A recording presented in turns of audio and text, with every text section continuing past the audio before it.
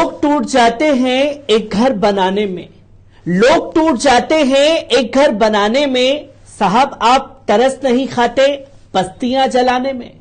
जी हां, हल्द्वानी की जितनी भी तस्वीर लोगों के सामने आ रही है वो चीख चीख करके यही बयां कर रही है कि आखिरकार उनका दोष क्या है जो उनकी पूरी की पूरी बस्तियों को उजाड़ने का काम प्रशासन द्वारा किया जा रहा है, जिसकी तस्वीरों पर हर कोई बात कर रहा है। आदाब, नमस्कार, अस्सलाम वालेकुम नाज़रीन। पल पल न्यूज के न्यूज रूम से मैं हूं आपके साथ नदीम अकरम। तमाम लोगों की प्रतिक्रिया जो है वो इस पर सामने आ रही है और हर कोई बैरिस्टर असदुद्दीन ओवैसी हल्द्वानी के मसले पर क्या कुछ कहेंगे निगाह बनी हुई थी, जिस पर बैरिस्टर असदुद्दीन ओवैसी का बयान भी सामने आ गया है। पर बैरिस्टर असदुद्दीन ओवैसी के बयान से पहले कैसे लोग रो रो करके वहां दुआ कर रहे हैं, इस वीडियो पर नजर डालिए। तेरे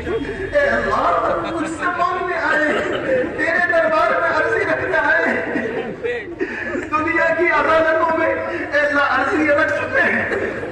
अल्लाह तेरा वो दरबार है जहाँ इंसाफ ही होता है, जहाँ फजल ही होता है, जहाँ आज तक किसी का जुल्म नहीं हुआ है। अल्लाह तेरे दरबार में हम अर्जी लेकर आए हैं, कमजोर है, ज़ईफ़ है, नातबा है। तूने कुरान में फरमाया है कुल इंसान ज़ईफ़ा, इंसान को ज़ईफ़ पैदा किया गया है। हम तो बड़े कमजोर हैं, शैतान हमसे बर्दाश्त नहीं होती, बीमारी हमसे बर्दाश्त नहीं होती। इतनी बड़ी आजमाइश हमारे सरों से हमारी घर की छत ही छीन ली जाए, हम कैसे बर्दाश्त कर लेंगे? ये 50,000 का मजमा कहाँ जाए? अल्लाह दुनिया सारी जानती है, अल्लाह दुनिया इसको अच्छी तरह से जानती है। लेकिन इंसानियत की ज्यादा जरूरत है या घर इंसान के लिए ज्यादा जरूरी है? अल्लाह नरमी और मोहब्बत के सबसे में है। आपने देखा कि महिलाओं के साथ साथ पुरुष भी जो उनके साथ में नाइंसाफी हो रही है उसके लिए अल्लाह से दुआ मांगते हुए दिखाई दे रहे हैं, जो कि उनकी दुआ का जो दर्द है वो साफ तौर पर देखा और समझा जा सकता है।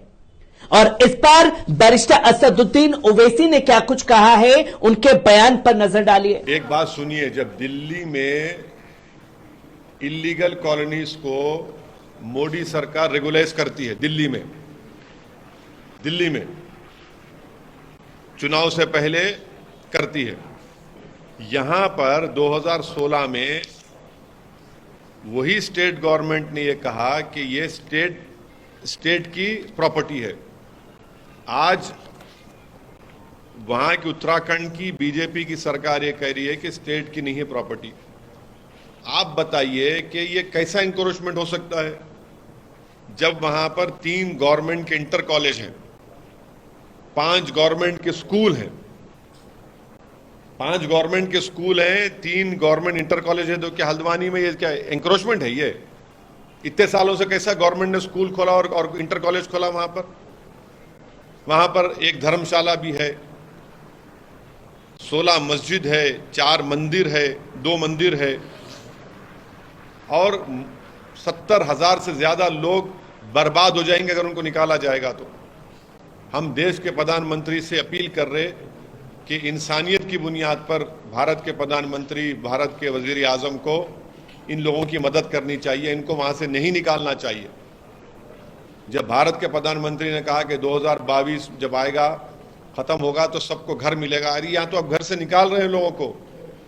1 पीढ़ी 2 पीढ़ी नहीं, 4-4 पीढ़ी वहां पर उस मुकाम पर रही है। जब दिल्ली में मोदी सरकार इलीगल कॉलोनीज को रेगुलाइज कर सकती है तो यहां पर उत्तराखंड की बीजेपी की सरकार क्यों नहीं मदद कर रही इन लोगों को? आप दिखाइए ना, क्यों नहीं मदद करना चाह रहे आप? ज्यादातर इसमें मुसलमान है, गरीब है पूरे, इनके सर से छत छीन लेना, ये कौन सी इंसानियत की बात है?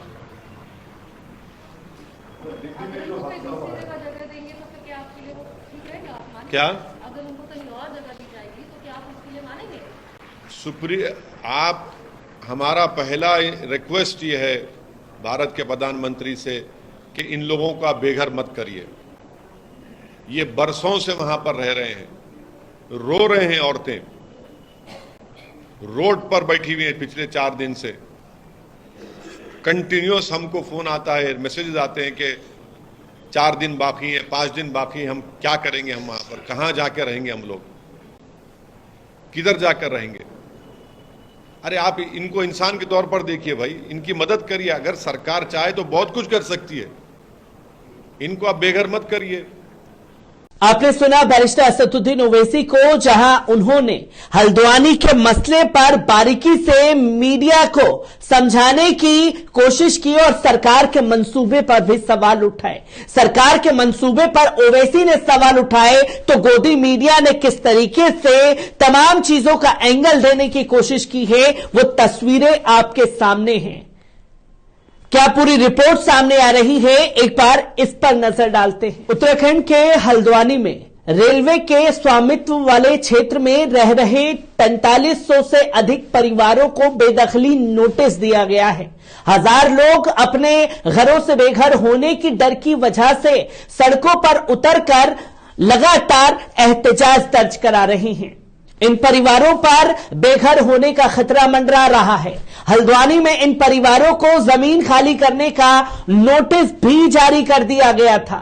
दावा किया जा रहा है कि ये परिवार पिछले 1 दशक से अनधिकृत कॉलोनियों में रह रहा है। उत्तराखंड हाईकोर्ट ने अपने एक आदेश में कहा है कि सभी अवैध निवासियों को 7 दिनों के अंदर परिसर खाली करना होगा। उत्तराखंड हाईकोर्ट ने हल्द्वानी के बनभूलपुरा क्षेत्र में स्थित गफूर बस्ती में रेलवे की भूमि पर हुए अतिक्रमण को हटाने के निर्देश दिए हैं। इसके लिए न्यायालय ने प्रशासन को सप्ताह भर की समय सीमा दी थी। इसी आदेश में कोर्ट ने प्रशासन से बनभूलपुरा क्षेत्र में रहने वाले लोगों के लाइसेंसी हथियार भी जमा करवाने को कहा था। दिसंबर 2021 में सुप्रीम कोर्ट भी रेलवे की जमीनों पर अतिक्रमण को लेकर चिंता जताते हुए इसे जल्द से जल्द खाली करवाने के लिए आदेश दे चुका है।